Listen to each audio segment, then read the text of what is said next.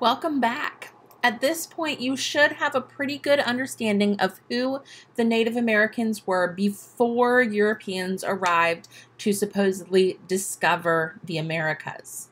Now we're going to shift perspectives to the viewpoint of one group of those Europeans, the English colonists at Jamestown, and their relationship with Virginia's tribes. But before we can unpack that, we have to really understand how England wound up sending men to the Americas in the first place. Our goal for today is to create a complete picture of why England sent colonists to America. So your learning target is, I can explain the reasons for English colonization. And to accomplish that, we're going to be studying the Age of Exploration.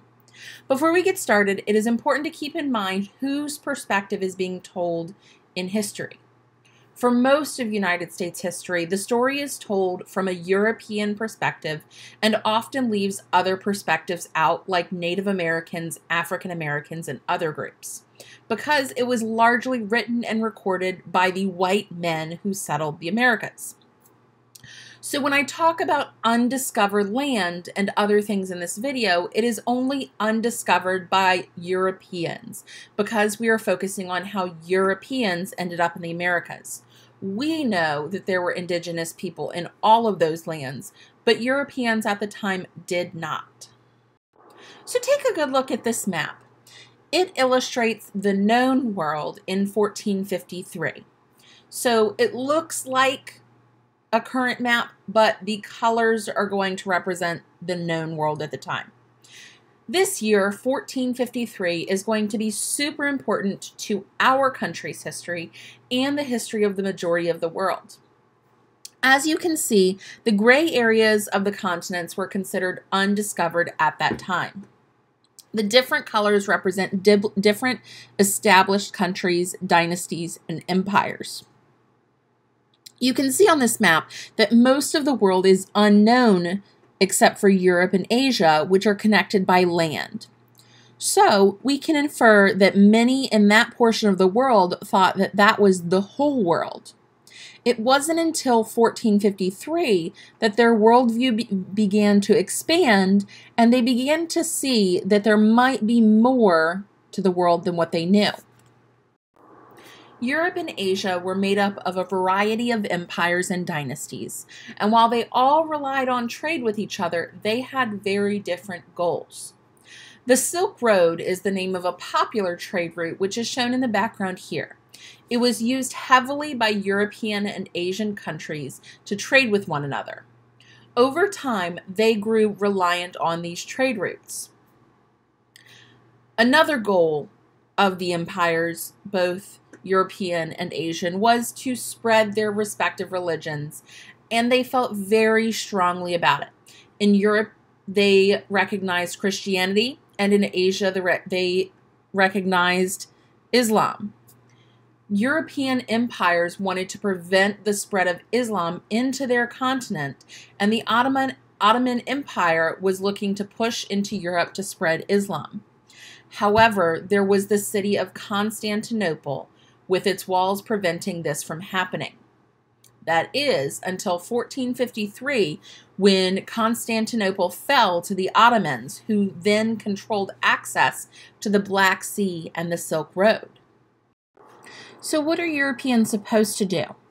They can't use their usual routes, so they have to find alternate paths to get to places like India and China. It is this problem that leads to hundreds of years of exploration.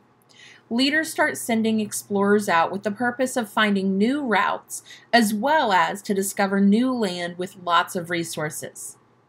Christopher Columbus was one of the first, sailing for Spain. He believed that if he sailed west far enough, he would travel all the way around the world to get to the East Indies, which had been an important stop on the Silk Road. So he set sail, but instead of landing in the Indies, he landed in the Americas. And as you know, that is why he called the people who he encountered there Indians.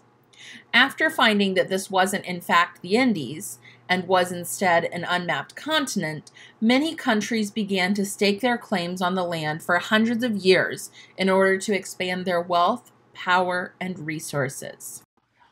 With that background in mind, it's easier to understand how England wound up sending settlers to North America. By the late 1500s, early 1600s, many new countries have formed, and we start to see governments that we would recognize today.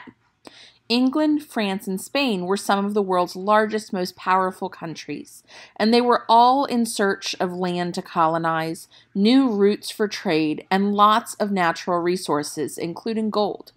Spain had already colonized part of the Americas, and England couldn't let them seize control of both continents. In 1585, Queen Elizabeth tasked Sir Walter Raleigh with going to the Americas and claiming a piece of land for England. 110 men, women, and children set sail for the New World. In 1587, they landed in modern-day North Carolina and set up a colony.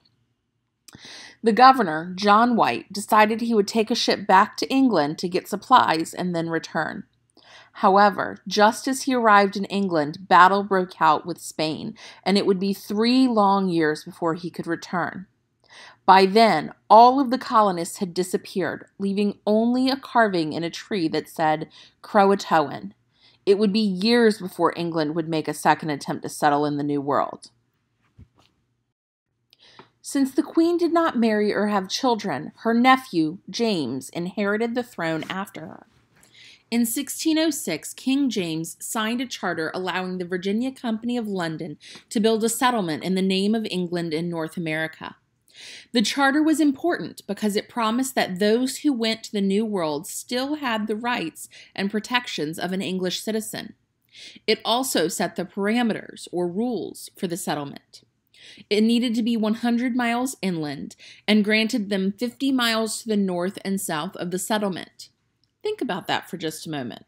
The King of England gave the Virginia Company of London the right to just go take land that he didn't own and they didn't own. Do you think that would fly today? Probably not. So the Virginia Company of London, which was a group of rich men who financed the trip and whose goal was to make money, set sail for North America in search of new land, trade routes, and lots of natural resources. But those rich men, who'd never had to do hard labor in their lives, were in for a rude awakening.